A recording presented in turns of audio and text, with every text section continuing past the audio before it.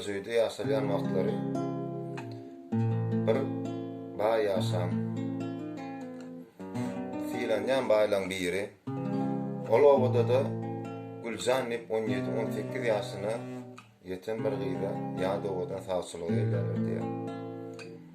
O da baýyň gulagyna hakýada wagt ýa Guljan diýip akly sady maslahat edýär. Gel şonu ur diýip ýa-da o gelin bolanyň öz owamyna bir halkalyň diýip başda özüne pikirlenýär. Görse filanýan baý ýaş uly Guljanyň kıyan 17-18 ýaş. Aýdýar ýok, men alsam onu maňa iyi näme diýer diýip gyýa bakar diýer. Gel onu da bir şonu Baljana bir alyp bereni öz ogluny hyýallandy. Ertesi daňatda owaň ýaşlaryny saçylyga berýär. Guljanyň öýüne baranlar baý ýerden gelse ikenläp alýarlar. Razyçylygyny berip Guljan bilen Baljanyň 7 güllap toý tutulýar.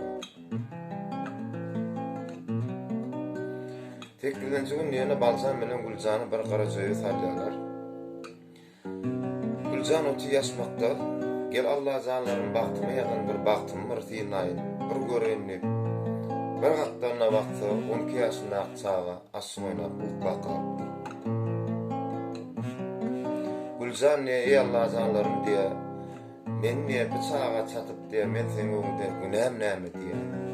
Guljan oturan ýerine Karajoy'un tüýüne bakyp bir söz diýer, görüp näme diýer.